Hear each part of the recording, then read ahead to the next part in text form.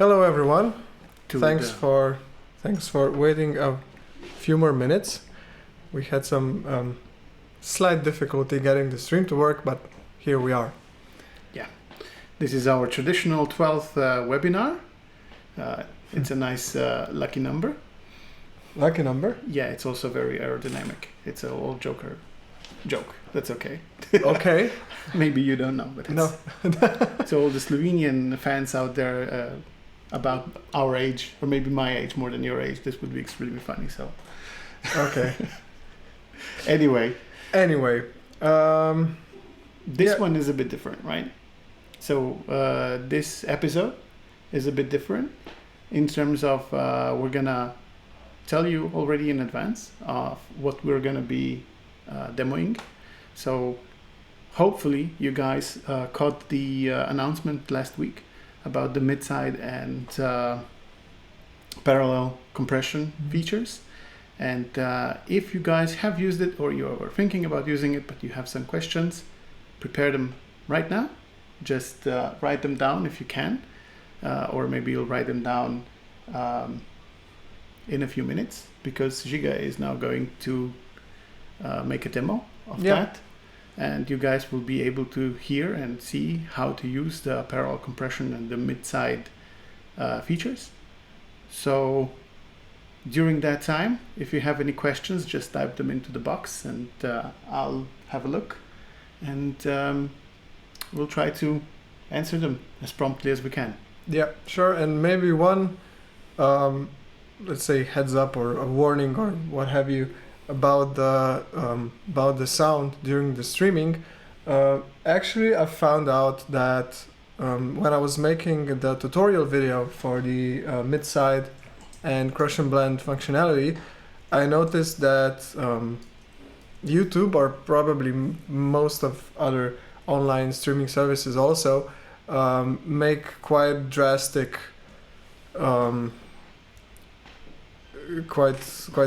cuts in the side channel of the they monoize everything. Yeah, they try to make everything a little bit more mono, so it compresses just so much better.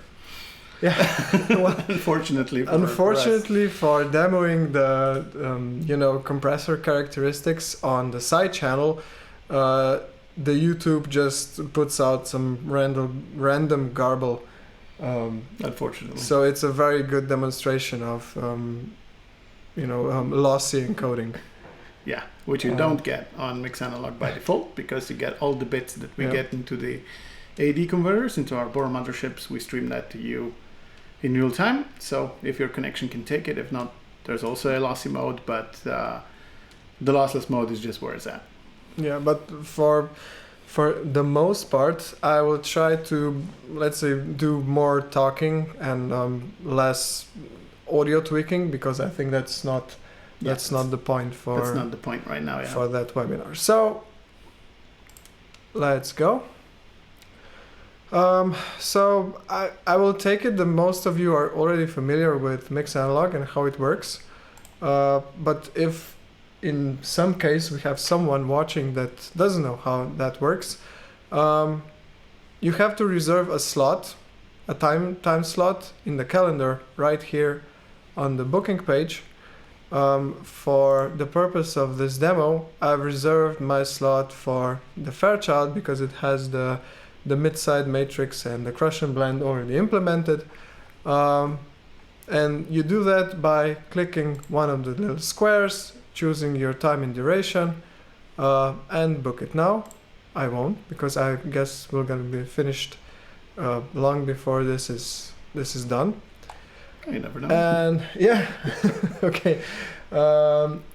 So yeah, when your time slot comes, this green button will appear here, and if it doesn't, please refresh your browser, and it will. Yeah, so it's a bug that we are investigating. Some people's computers don't display this start live, and instead they start counting it backwards. So we've got, I don't know, it will appear in 2 minutes, in 1 minute. When it counts down, it's actually going to count back up. So it'll be 0, 1, 2, 3, and so on, instead of just going down to 0 and then displaying a button. Yeah. Not quite sure what's happening there, but we're gonna we have a guy already looking into it, so I'm hopeful that we'll be fixing that soon. So if that happened to you, sorry, but the simplest way to get around it is just to refresh the page once. You should be hitting about 0.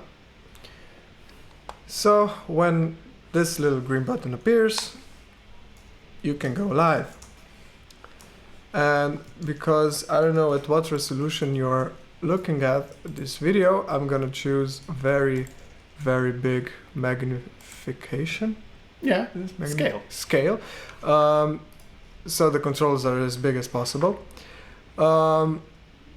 So the main functionality that is new in Mix Analog from the previous week is those little buttons in the toolbar above your audio processor that you've rented or booked. Yeah.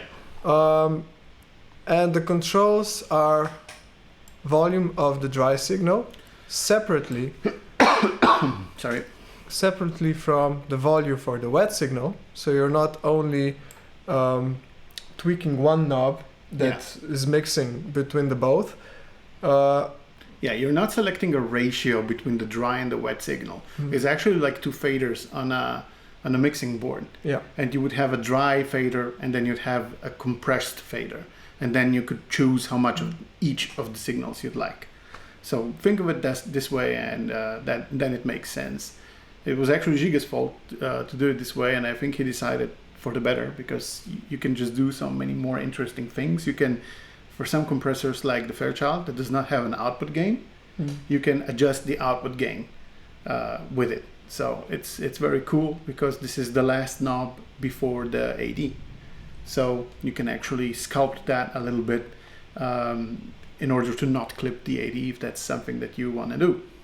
Yeah. Well, maybe just from my perspective, why I thought that this is the preferred method to implement that is because, at least from my experience, in parallel compression, you are usually trying to add a little something into the dry mix. So you're not...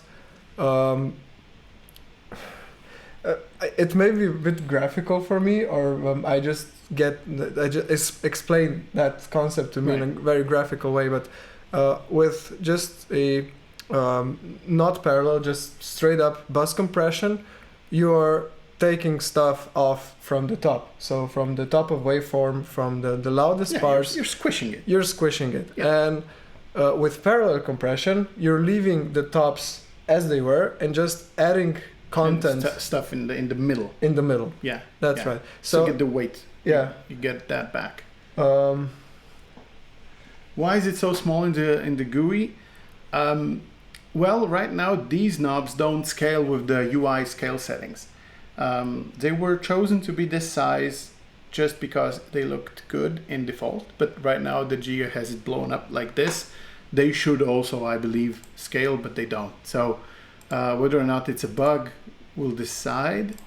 I guess no, they won't scale. They don't scale, but I think they could and maybe even should. So it's up to us to, What do you guys think? Should we make them scale with the UI as well, so we make them larger? Or just simply make them larger as they are? Yeah. Well, make yourself heard in the comments. Exactly. Because that's exactly why we're doing those webinars. So we get feedback from you. Let us know.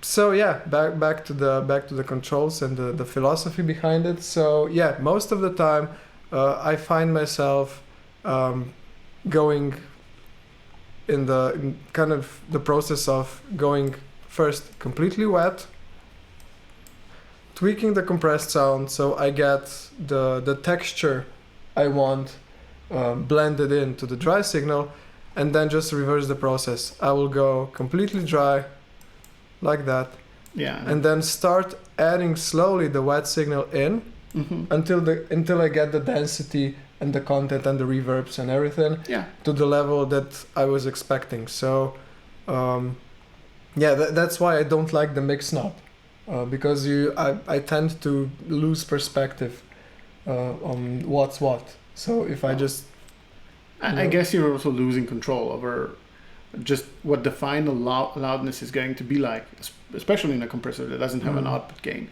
It's different on the VCA that does have an output gain, but in context of a Fairchild, it's different. So, yeah.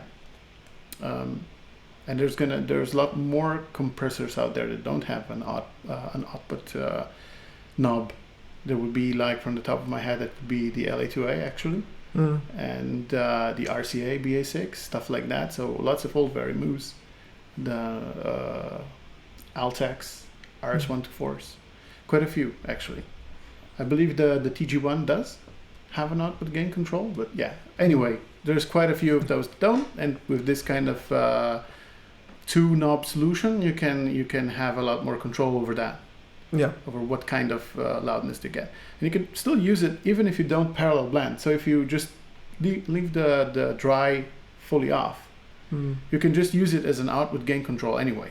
Yeah. So that's also cool. Well, let's say it's an output attenuator because it does not do gain, but still it gives you some additional control. Right. So okay. yeah, moving on. The MS matrix. That's, at least for me, a really, really big thing for example, the VCA compressor. Oh yes. Because we designed the whole circuit around the fact that it's going to be useful also in the MS. The variable sidechain linking is designed to, function well in MS. The GUI can be doubled if you expand it. It's a shame I didn't reserve Rec 1, so I could show you that. But you could still try for it. I can take a look. But I just wanted to just feedback just a little bit on how those things get to be, because we're developing these things. We do have a roadmap. We do ask you guys about what you'd like and so on. But sometimes reality just doesn't work the way we want it. And in this case, for example, with the VCA, we were designing it with the mid-side circuit in mind from day one, and it still has a bypass button that is supposed to work with the Pathfinder router. System. Exactly, with the Pathfinder routing system. But so there are quite a few things that we kind of put into circuits sometimes, because we expect the other circuits to be available like in a week or two or whatever, very, very soon. And then that doesn't happen, unfortunately. So in this case, the VCA has been around for months, and the mid-side circuit, sadly, took a lot longer to do than we expected. But it's all for the better now, because we have the mid-side and parallel compression circuit that we wanted. It's no corners cut, pure, audio performance, and lots of good stuff, lots of iteration and thinking went into this circuit. So maybe it was late, but it's very good. So yeah, while Bojan was explaining the philosophy roadmap or the philosophy behind what we're doing, I got a hold of one slot of Rec 1, so I can show you what's going on with the VCA compressor. So in the MS mode, by default, the GUI is not going to change much, because I want it in the dual mode. This is still one small bug that's pestering us. But eventually it says mid-side, so you know which channel is doing which. And in dual mode, the controls for the mid and the side are separate. So you can compress the mid channel completely differently. Let's say, for instance, I would go for probably a bit longer attack, because your kick's in the middle, your snare's in the middle, right. Your bass is in the middle. So you would probably go with a bit longer attack, probably a different ratio than the side channel. So yeah, it's completely separate sidechain controls or timing control and ratio controls for each channel. So that gives you a lot of flexibility, and from the top of my head, I cannot think of another VCA compressor. Oh no, certainly not an SSL inspired one. This is totally bananas. I mean, having two independent sidechains inside, so sidechains here meaning attack and release times and ratios and so on, that's new. So that hasn't been done before with the SSL. There might be, with an SSL style VCA, there might be VCAs that do this, but not SSL style VCAs. Sorry. So, the main thing you would probably want to do when in sidechain mode is unlink the sidechain. So, by default, sidechain link goes in negative dBs. That's maybe, well, I haven't seen this this particular function on any other compressor, so I don't know. I would not say. One of the pendulums might have it. Okay. The pendulum Opto, I believe, maybe. Well, anyway, I'm not. I don't know what people are used to in those kinds of controls. Yeah. What are the scales and what are in what direction the knob is supposed to turn to get a certain effect. So yeah, while the sidechain link is at 0, the sidechain is fully linked, and then when you increase the minus dBs of a sidechain separation, once you get to minus 20, a relay will cut off the connection between sidechains completely, and you get completely separate and independent controls for the mid and the side channel. And a little more about the architecture of the mid-side and wet-dry blending add-on card that we've designed to enable these capabilities. The mid-side encoding and consequent decoding after the hardware unit happens before the dry-wet blending module. So it enables you to first sculpt your sound in mid-side and then blend the processed sound in mid-side with the dry signal. So it's not either MS or wet-dry, but they work together. You can use all two functions at the same time. And Correct. with the VCA, that's actually a good thing, because you can, as you said, you can still retain the dynamics, put in the bloom in the, as you say, in the mid of the waveform, right? Bring that up, but do it in mid and side independently. I've just seen one question. Would you generally add more compression to the mid than to the side to make it punchier? It depends, but generally I would go about, I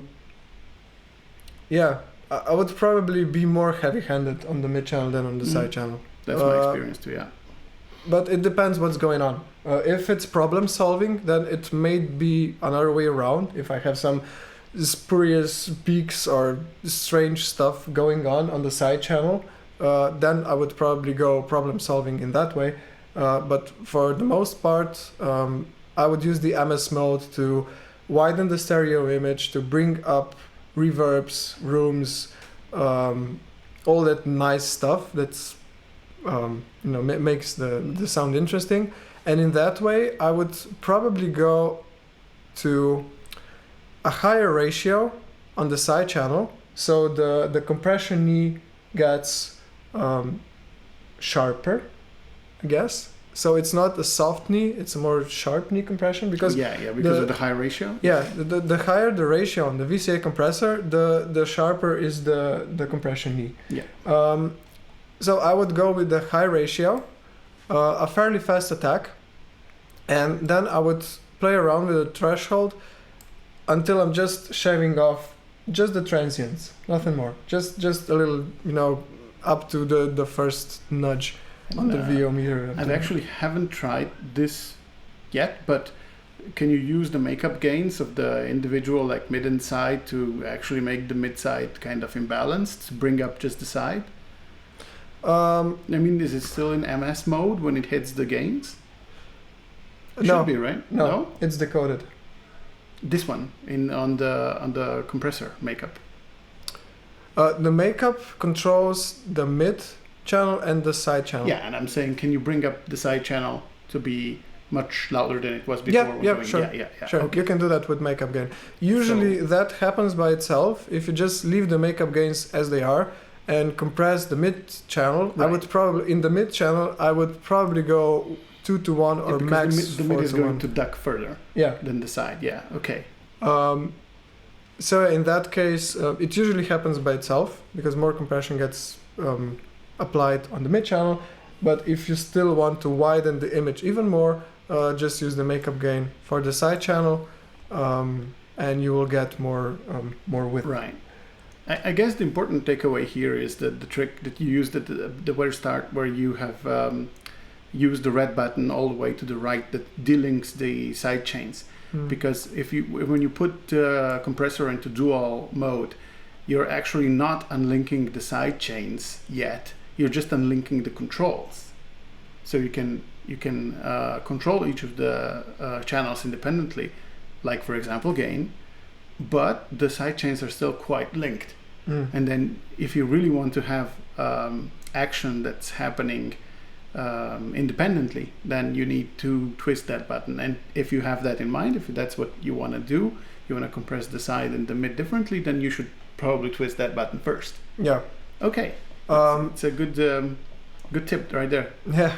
And one thing I would add to all that before we continue is that you should really try, after you find your settings for the side channel and for the mid channel, so you know what's going on. Right. Try this guy here in this region, so somewhere between -3 and -9, I would say, because with the completely unlinked mid-side operation, you can get this widening pumping effect, because at some point the mid channel is gonna duck. Yeah. And your stereo is gonna. Yeah, your stereo is gonna go further out. Yeah, and then further back in when the mid is going to come back. Yeah. And this control here allows you to link the two gain reductions just a little bit, so you don't have you're not throwing away everything you gained with separate mid-side processing, but you can still make it a little bit more stable, a little bit more cohesive. Yeah. It's a good question now raised. If we want to listen to the side only, do we have to decrease the makeup gain on the mid channel, or is there some other way to solo the channels? I don't think there is any. At the moment, no. I think the boards as they are, I don't think they could do that right now. I mean, if we could only just add a solo side, do you think that's possible? We'll have to take a look, I think. Yeah. We'll take a look at the circuit and see if that's possible. We actually didn't think of that. We were so focused on getting the audio. We may be able to disable the mid-side decoder on the mid-side and crush and blend boards. Right. We'll definitely look into that. That would then mean that the next machine would see mid-side. Yeah. So maybe not for the VCA, but for the Fairchild, for example, you could then in software take only the mid channel. Yeah, with the Fairchild, it's much easier because the controls are attenuators for the gain. So if you just close one of the attenuators, you're only going to listen to one of the channels. Right. So that's much easier because the controls on the Fairchild allow the signal to be completely attenuated. So just the other option, just thinking out loud here, is just to have a kill switch on the VCA, like instead of modifying the mid-side and parallel circuit, we could actually just add a kill switch to the input of the VCA. Yeah, that could actually be done on the router. Oh no, it couldn't. Oh no, it's so okay. Anyway, we'll think about it. Yeah, thank you. Excellent question. Yeah. We've started a debate here, so we'll take it after and see what we can come up with, because it would be an amazing feature to be able to listen to just the mid or just the side. We didn't think about that. It would be nice. And there's also the next question: if it would be able to add a mid-side solos in software. We could add it in software only on the master output. So when you get after the whole chain, so when you get from the Pultex to the VCA to the mastering EQ and to the precision limiter, once you get back into the converter, you could listen to just mid or just side, right? Yeah. Yeah. So kind of a mono listen. Yeah, it's let's say expanded monitoring controls inside this. Yeah. That would be the only possible place where we could stick some software processing in, because once you leave the converter here, all the processing is done and the routing, everything is done in the analog domain. So if it's not a circuit, we can't use it, and we don't want to use it because we want to give you guys the full analog experience, just not messing with the sound. Oh, my time's up. See, you can use that app. Yeah. So I think I don't know if another question pops up about the mid-side, we can get back to that. Yeah. But if not, I think we can move forward with what we've prepared for today. Right. So I'll talk about stability a bit, I guess. So in the meantime, guys, if you have any questions, just ask. Yeah. That's fine. And we'll get to you no matter what, it doesn't need to be connected to what we're talking about right now. Yeah, if you're wondering why we're always looking that way, here's your chat, and we're always your comments are here. So. We're always keeping an eye on what you're asking. Trying to. Yeah. So anyway, about stability. So mixed analog is, a complicated piece of hardware and software engineering. A lot went into making it, and it really can tax out a computer system running it. Actually, it's like a DAW, but then it's also quite a few other things and a lot of networking code and so on. What I'm getting to is that whether or not you guys get a stable stream is a function of two things: whether or not we've done some bugs in the software, and whether or not the hardware it's running on is actually any good. And we've had some really bad problems for the past 2 weeks, I believe, with our main server. Mm-hmm. We've got two servers, one for the ADDA stuff, and the other one for all the encoding and decoding and sampling and storage and so on. And that core server, who does all of the other things except for talking to the ADDA cards, that one's been dying on us now for a few days. Yeah, more even, like it started about 2 weeks ago, but then it just got progressively worse and worse and worse. So now we have to kind of keep an eye on it, babysit it every day, just in case if it decides to reboot randomly or do something else. So, of course, this is not what we want. So we've done some time ago already. We didn't know it was going to happen this way, but some time ago already we said, okay, this two server solution, this isn't going to cut it in the long run. We have so much more hardware to do. As you can see behind me, there's a huge stash of hardware to put online. Also a new tape machine, if you can spot it. I don't know if you can. It's a very nice tutor. Yeah. Anyway, so there's a lot of stuff we wanna bring in, and we didn't wanna we can't do that on the machine as it is. So we started to make a new cluster of machines. It's a 5-server cluster, really nice thing. A lot more modern computers, and everything is a bit better than before. More RAM, better CPUs, everything. But it's not ready yet. And now that this server has started dying on us, we've been forced to actually really accelerate this process of migrating everything from the old servers to the new ones. And this has been an amazing thing to do while the old server has been giving up on us. So if you guys have had a rotten experience in the past few days, it's because we've been moving data from the old stuff to the new stuff, and because the old stuff was dying all the time. So I'm really sorry about your experience, but it will improve now that we are not that much, just probably a few days away from switching over to the new system. So we're gonna start testing it, I believe, tomorrow, and then it's gonna be a few days of internal testing, and then we can switch around. So that'll be on the new servers. And then we've also gone back and revisited our networking code that's also been, written some time ago, I believe about almost 2 years ago, or 1 year ago and a half. I think it saw last major updates, and it was written in a time where we didn't have as much users as we do now, and we didn't have as much hardware and so on. So we rewrote that just recently, and this is going to be the second thing that will happen after the servers stability-wise. So first we're going to go onto the new servers that won't be dying on us anymore, and then the second thing will be replacing the software that runs on it, the network code. So hopefully that will be even more stable. So if you had problems like clicking stuff and it didn't work, or uploading files and they didn't upload and stuff like that, that's what we want to fix. Right. So that was my piece on stability. Any questions you have about that, feel free to ask.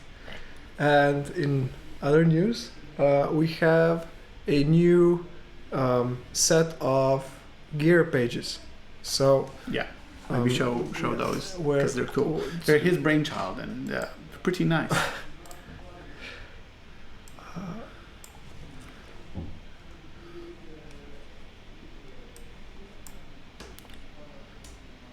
Okay. So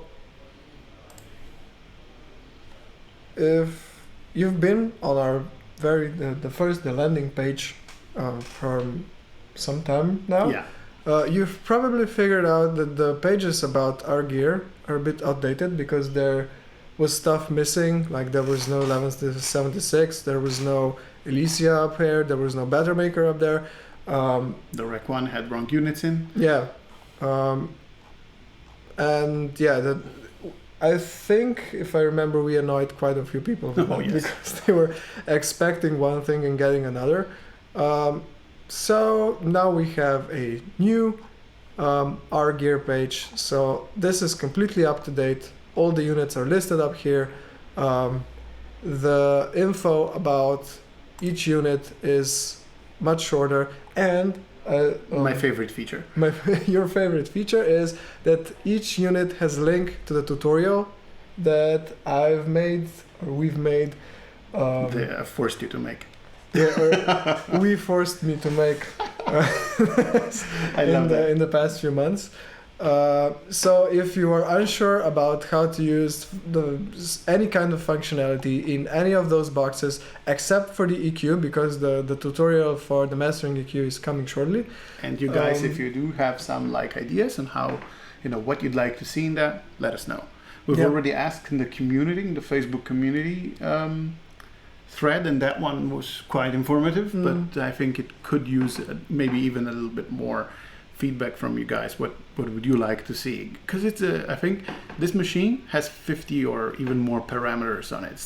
It's amazing how much stuff is in this EQ. Well, I would say that it goes as far as hardware can come close to the Pro Q from FabFilter. It's become. I will just shamelessly say that, because I assume that's the case in 90% of people's workflow, but the Pro Q has become the go-to problem-solving EQ for most of the people out there, because I see it all the time. Everyone that's done any mixing is probably using a Pro Q somewhere. Yeah, FabFilter know what they're doing. I mean, it's not an emulation, but it's such a good tool. So, I'm highly, coming from analog, for me, I'm really proud that we have this unit that has 5 bands and so different Qs, different gains, different gain ranges, and everything is stepped and so on. I think it's a good punch back. I think from the analog side, is you got Pro Q. Okay, we've got this. Yeah, I mean, it's not the same, but it can do so many things. It will not draw a line for you. Yeah, it won't draw a graph. But that's something we were toying with the idea of calculating the frequency response from the parameters. Right. We cannot get it directly from the box because it's analog, but we could, in a way, do an approximation. We could draw a graph, yeah.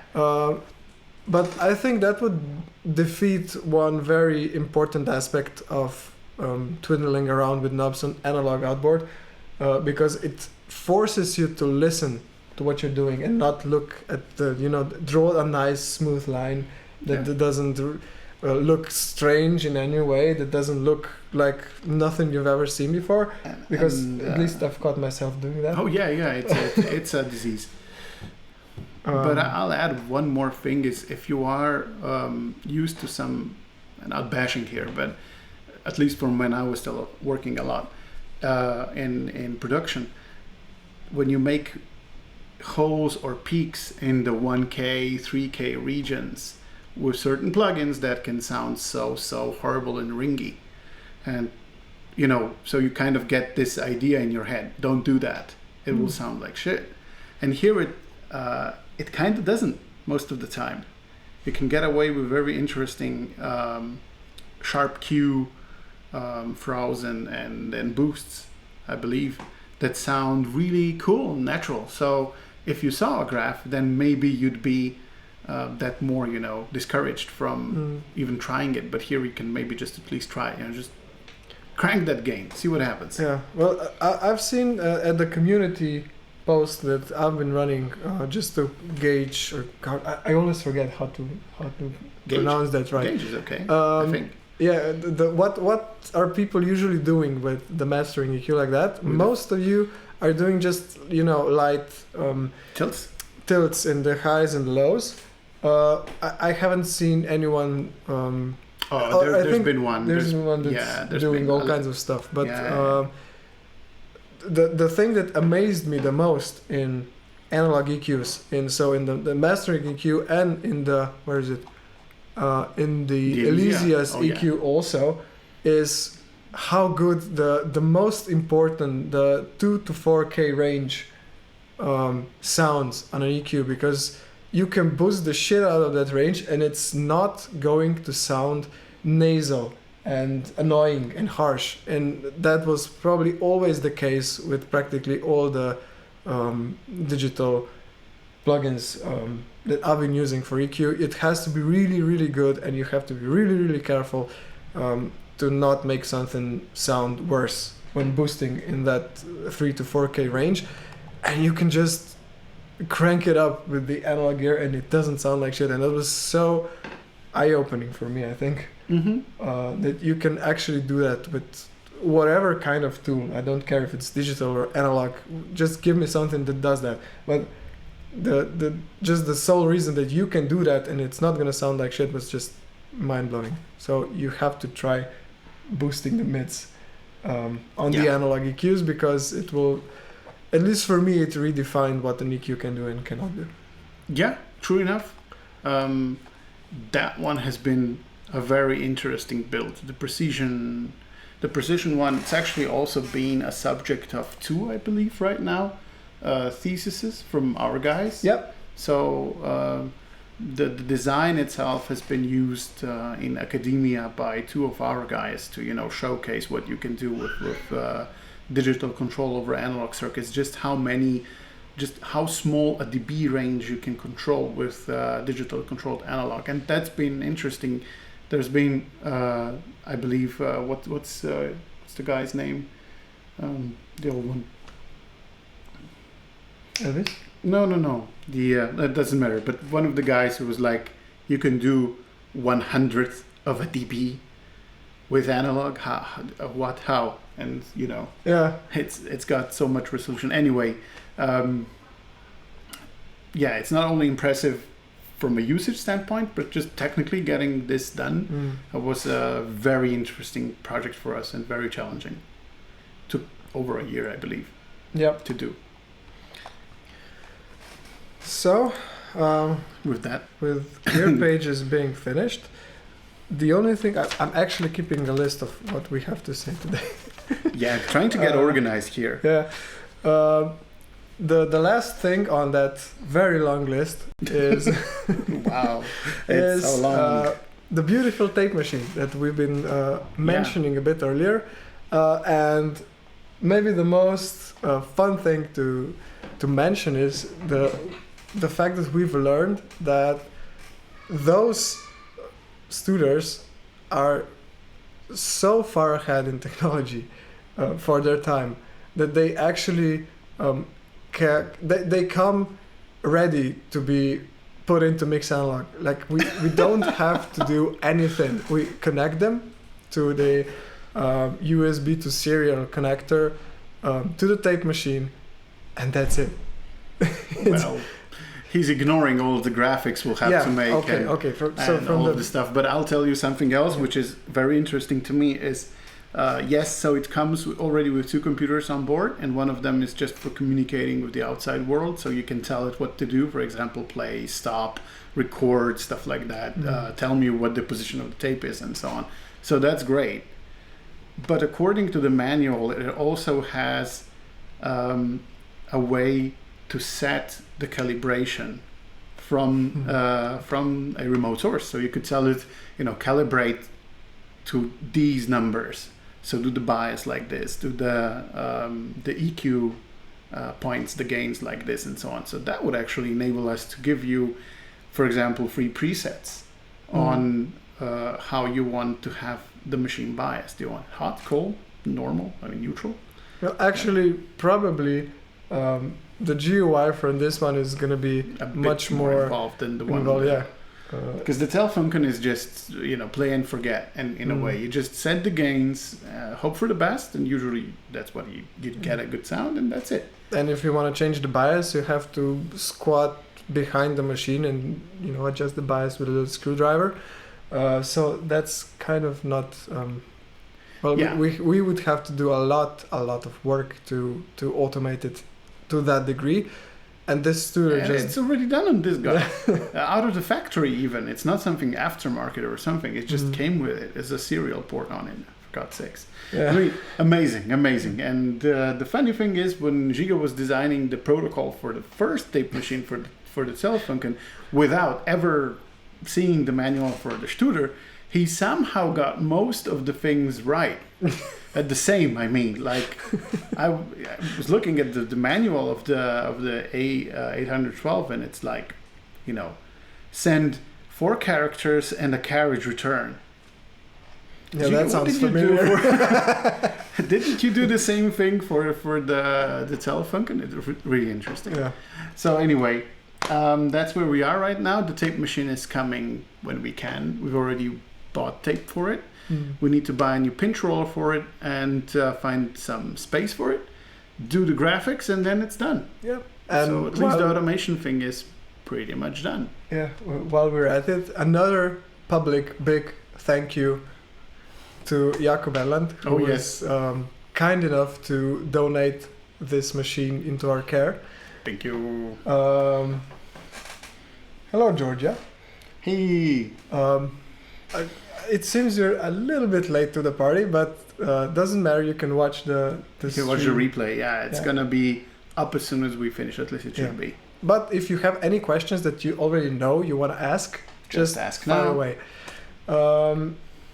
So yeah, back to the tape machine. It's coming very soon. I think that the graphics is gonna take the longest. Yes, the graphics is gonna take the longest because we still need to decide what kind of features we want and what, do we want something special like moving reels and stuff, or do we want to keep it simple and just no. I don't know. I find it mesmerizing, to be honest. I could just watch those wheels for some time. I turned them off. You turned them off? They distract me. Okay.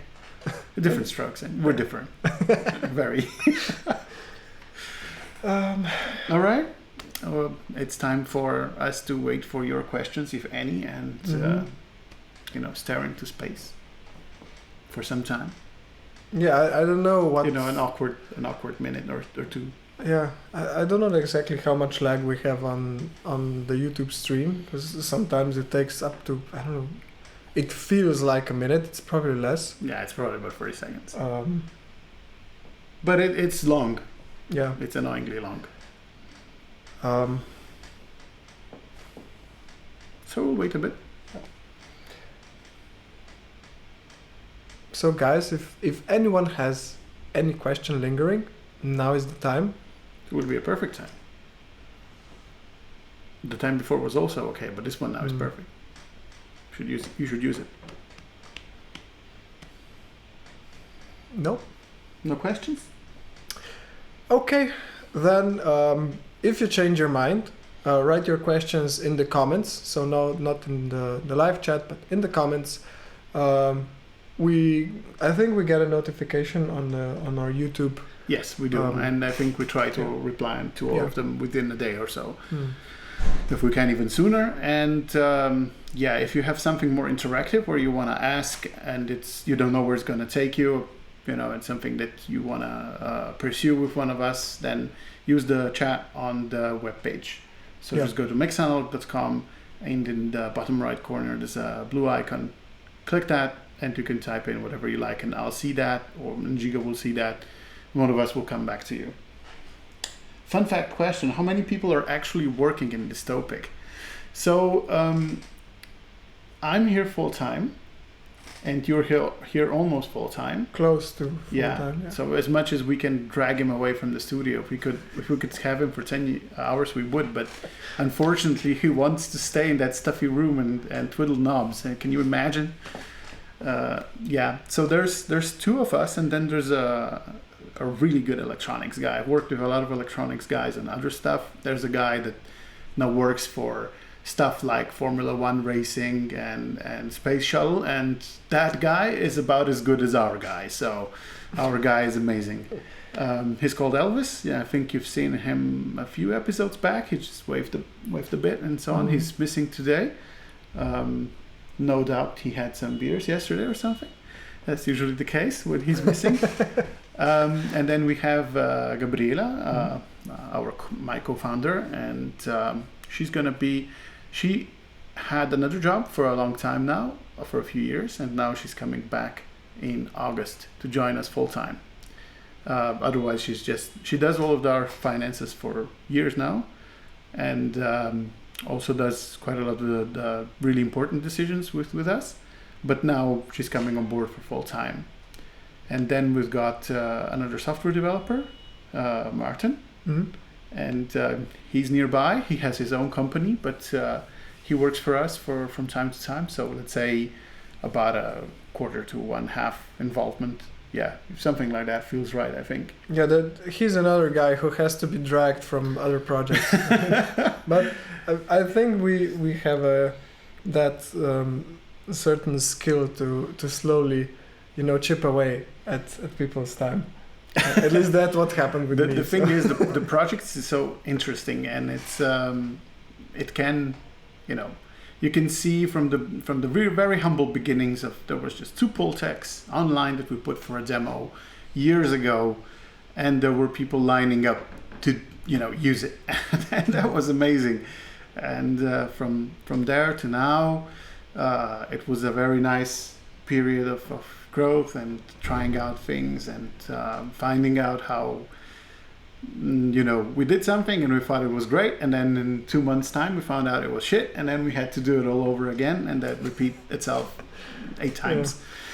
But now it's getting better and better and better, and now it's a few people now. If anything, I think we're short of a one software guy. I think and one marketing guy.